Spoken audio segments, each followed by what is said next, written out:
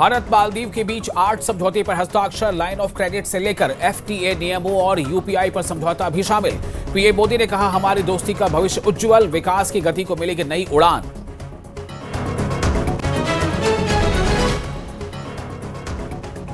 सर्वदलीय बैठक में संसद में गतिरोध खत्म करने पर बनी सहमति। सोमवार को लोकसभा में ऑपरेशन सिंदूर पर चर्चा शुरू कर सकते हैं राजनाथ सिंह।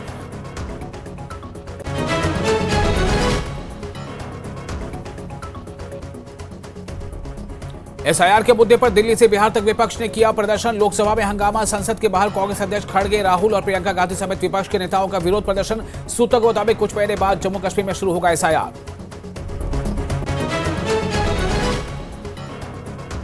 स्टेटहुड की मांग को लेकर जम्मू कश्मीर में विशेष सत्र बुलाने की तैयारी। कैबिनेट भेज सकती है उपराज्यपाल को 2 दिन के सेशन का प्रस्ताव। सीएम उमर अब्दुल्ला जल्द बुलाएंगे पार्टी विधायकों की बैठक। कांग्रेस को मीटिंग में बुलाने की संभावना कम।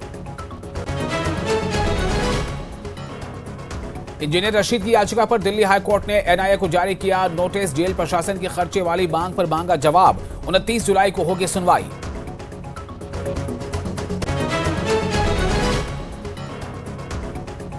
पुंछ में शहीद हुए जवान ललित कुमार को सेना ने दी भावपूर्ण श्रद्धांजलि। कृष्णा घाटी क्षेत्र में डोमिनेशन पेट्रोलिंग के दौरान हुए माइंस ब्लास्ट में दिया अपना सर्वोच्च बलिदान।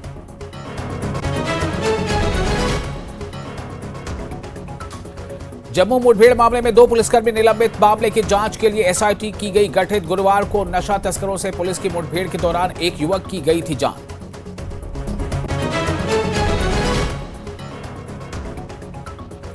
द्रास के लिबोचिन में फहराया गया 62 फीट ऊंचा राष्ट्रीय ध्वज। फ्लैग फाउंडेशन ऑफ इंडिया की तरफ से फहराया गया तिरंगा। द्रास की लड़ी गई थी करगिल की सबसे भीषण जंग। 62 फीट ऊंचा राष्ट्रीय ध्वज।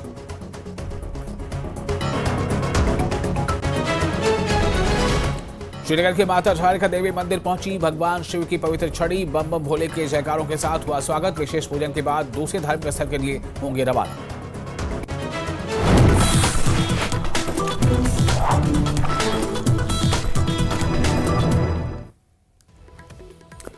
इस्तकबाल है आपका न्यूज 18 जम्मू कश्मीर लद्दाख हिमाचल में। मैं हूं विशाल और आप देख रहे हैं जम्मू कश्मीर न्यूज। भारत मालदीव के बीच 8 समझौते पर हस्ताक्षर हुए हैं, जिसमें लाइन ऑफ क्रेडिट से लेकर एफटीए नियमों और यूपीआई पर समझौता भी शामिल है। समझौते होने के बाद मालदीव के राष्ट्रपति मोहम्मद मुइज्जू और पीएम नरेंद्र मोदी ने साझा बयान भी जारी किया, जिसमें मालदीव के राष्ट्रपति ने कहा कि मुझे भारत और मालदीव के बीच मुक्त व्यापार समझौते पर बातचीत शुरू होने की घोषणा करते हुए खुशी हो रही है। ये ऐतिहासिक पहल हमारी आर्थिक साझेदारी को मजबूत करने की दिशा में एक अहम कदम है। जबकि प्रधानमंत्री नरेंद्र मोदी ने कहा कि भारत और मालदीव की दोस्ती का भविष्य उज्जवल है और समझौते से विकास की गति को नई उड़ान मिलेगी।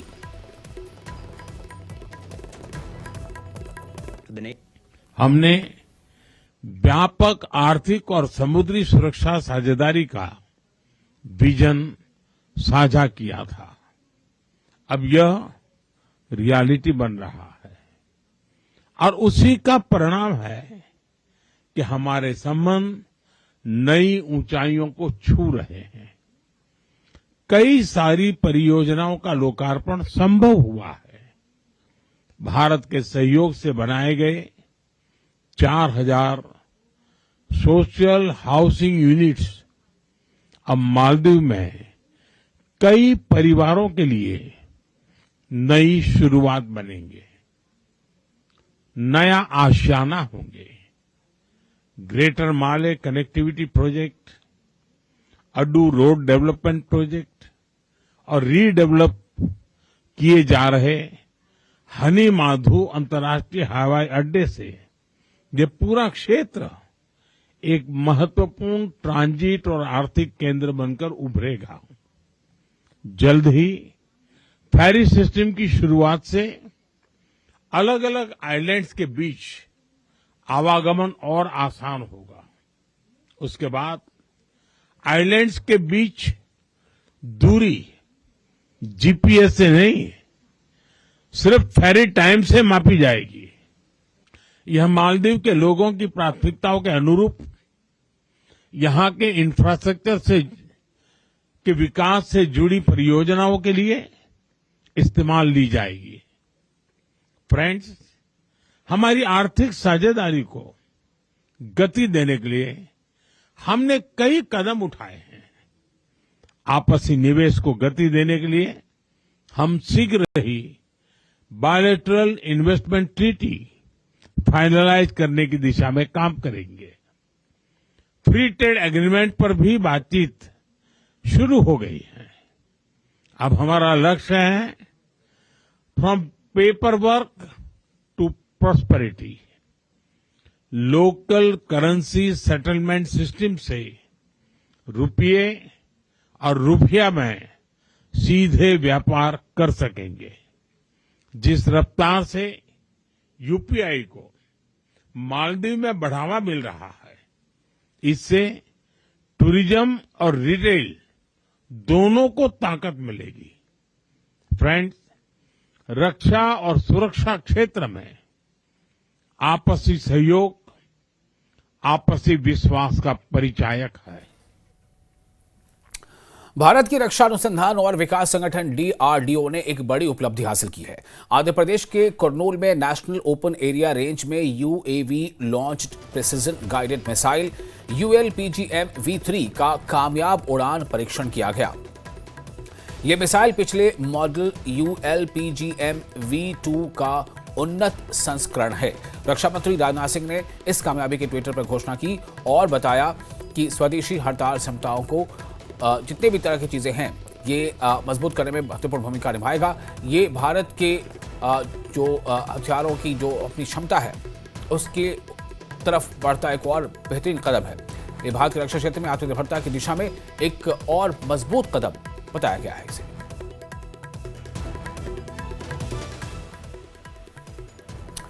और सूत्रों के हवाले से बड़ी खबर यह है कि रक्षा मंत्री राजनाथ सिंह सोमवार को लोकसभा में ऑपरेशन सिंदूर पर चर्चा की शुरुआत करेंगे। इस चर्चा में गृह मंत्री अमित शाह, विदेश मंत्री एस जयशंकर, बीजेपी सांसद अनुराग ठाकुर और निशिकांत दुबे भी हिस्सा लेंगे। प्रधानमंत्री नरेंद्र मोदी के भी इस चर्चा में हस्तक्षेप करने की संभावना है। वहीं यह चर्चा मंगलवार को राज्यसभा में शुरू होगी, जिसमें भी रक्षा मंत्री और अन्य मंत्री भाग लेंगे। दोनों सदनों में इस जरूरी विषय पर कुल 16 घंटे की चर्चा होगी। वहीं प्रधानमंत्री नरेंद्र मोदी राज्यसभा की चर्चा में भी शामिल हो सकते हैं।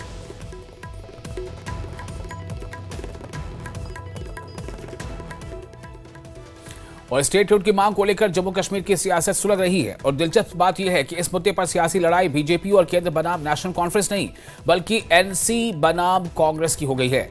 सूत्रों की खबर है कि इस लड़ाई में कांग्रेस को मात देने के लिए सीएम उमर अब्दुल्ला उपराज्यपाल से विधानसभा का 2 दिवसीय विशेष सत्र बुलाने की मांग कर सकते हैं, ताकि सदन में पूर्ण राज्य के दर्जे पर चर्चा कराकर विधानसभा से प्रस्ताव पारित कराया जा सके। सूत्रों से खबर यह भी आ रही है कि इसे लेकर सीएम उमर अब्दुल्ला जल्द नेशनल कॉन्फ्रेंस विधायक दल और दूसरे सहयोगी विधायकों की बैठक बुलाने वाले हैं। सूत्रों का यह भी कहना है कि बैठक में कांग्रेस विधायकों को नहीं भी बुलाया जा सकता है, क्योंकि सीएम उमर स्टेटहुड को लेकर दिल्ली में कांग्रेस की तरफ से किए गए प्रदर्शन से नाराज हैं। वो इसलिए क्योंकि कांग्रेस ने एनसी को साथ लिए बिना दिल्ली में प्रदर्शन किया था, जिस पर सीएम का नाराजगी भरा बयान भी सामने आया था।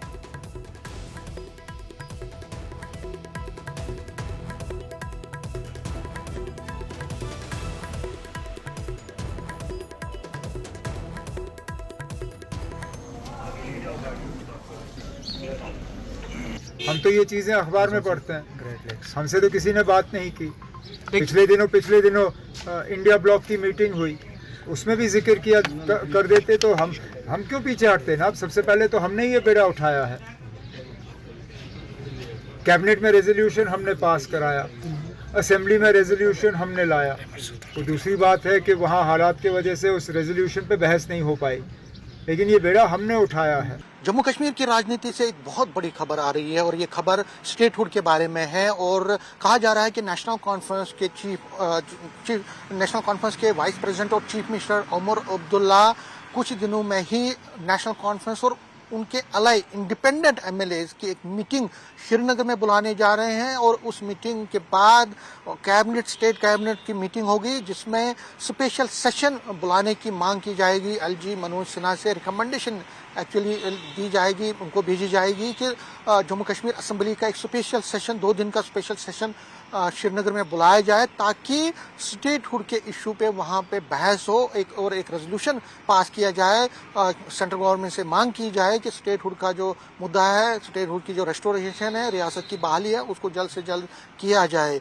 ये खबर जो नेशनल कॉन्फ्रेंस के सूत्र हमें बता रहे हैं कि अगले हफ्ते मीन्स मंडे के बाद कभी भी लेजिस्लेटर्स की मीटिंग होगी और उसमें उसके बाद कैबिनेट एक रिकमेंडेशन भेजेगी एलजी मनोज सिन्हा को, जिसमें असेंबली का एक स्पेशल सेशन बुलाने की मांग की जाएगी। 2 दिन का स्पेशल सेशन बुलाया जा सकता है। हालांकि जो असेंबली का सेशन है जो नॉर्मल में जो कश्मीर में होता है वो सितंबर में होना है, लेकिन उससे पहले ही 2 दिन का स्पेशल सेशन बुलाने की मांग की जाएगी अगस्त के महीने में ही, पहले जो पहला वीक या दूसरे वीक में, ताकि जो स्टेटहुड है, रियासत के दर्जे की बहाली के मुतल्लिक जो है उसमें मेंबर जो है बहस करे और उसके बाद एक यूनानिमस तरीके से एक रेजोल्यूशन वहां से पास किया जाए, जो कि स्पीकर की तरफ से एक रेजोल्यूशन जो नेशनल कॉन्फ्रेंस की तरफ से मूव किया जाएगा। उसके बाद जो असेंबली है उसको अडॉप्ट करेगी और उसके बाद वो एक जो रेजोल्यूशन की जो कॉपी है सेंटर को भेजी जाएगी और मांग की जाएगी कि जो कमिटमेंट है प्राइम मिनिस्टर ने किया है या जो यूनियन होम मिनिस्टर ने किया है या बाकी सेंट्रल लीडर्स ने किया है, उस कमिटमेंट को अब जल्द से जल्द पूरा किया जाए। अनुकूल हालात हैं, जो बीजेपी ये दवा कह रही है कि अप्रोप्रिएट टाइम पे स्टेटहुड की रेस्टोरेशन होगी, तो कहा जा रहा है कि इस रेजोल्यूशन में ये कहा जा रहा है कि अभी के अनुकूल हालात हैं, उस तरह के हालात हैं इस वक्त कि आप स्टेटहुड का दर्जा दें। आपने कमिटमेंट की है, आप जल्द से जल्द रियासत की बहाली की जाए, क्योंकि ड्यूअल पावर सिस्टम जो है वो बहुत ही बुरा है, उसका एक्सपीरियंस अच्छा नहीं है और उससे कन्फ्यूजन है। यहाँ जम्मू कश्मीर में लोगों का काम नहीं हो रहे हैं, लोगों में कन्फ्यूजन है, ब्यूरोक्रेट्स में कन्फ्यूजन है, पॉलिटिकल मेंबर्स जो लेजिस्लेटर हैं उनमें कन्फ्यूजन है, जो गवर्नमेंट है, जो पॉपुलर गवर्नमेंट इलेक्टेड हुई है उसमें कन्फ्यूजन है, उनको पावर्स इतने ज़्यादा नहीं मिल रहे हैं। तो कहीं ना कहीं एक मांग की जाएगी इस सेशन के दौरान, जो डिबेट के बाद जो एक करारदाद जो पास की जाएगी उसमें कहा जाएगा। तो ये एक बड़ी खबर आ रही है, लेकिन इसमें यह भी खबर आ रही है कि क्या कांग्रेस के लेजिस्लेटर्स को इसमें शामिल किया जाएगा, ये इस पर असमंजस है। क्योंकि कांग्रेस के लेजिस्लेटर्स की अगर हम बात करें तो कांग्रेस और नेशनल कॉन्फ्रेंस के बीच जो रिश्ता है वो इतना अच्छा इस वक्त उस दौर से नहीं गुजर रहा है, एक अच्छे रिश्ते से दोनों नहीं गुजर रहे हैं। और एसआईआर यानी स्पेशल इंटेंसिव रिवीजन के मुद्दे पर संग्राम जारी है। बिहार से लेकर दिल्ली तक विपक्ष विरोध प्रदर्शन कर रहा है। आज भी संसद परिसर में विपक्ष ने विरोध प्रदर्शन किया। ये तस्वीरें आज के प्रदर्शन की हैं, जिसमें राहुल गांधी, मल्लिकार्जुन खड़गे, प्रियंका गांधी समेत विपक्ष के बड़े नेता शामिल हुए। इतना ही नहीं, विपक्षी सांसदों ने अपने इस प्रदर्शन में एसआईआर लिखा पर्चा भी फाड़ा। कांग्रेस अध्यक्ष मल्लिकार्जुन खड़गे, राहुल गांधी, प्रियंका गांधी ने अपने प्रदर्शन में एसआईआर लिखा पर्चा फाड़ा।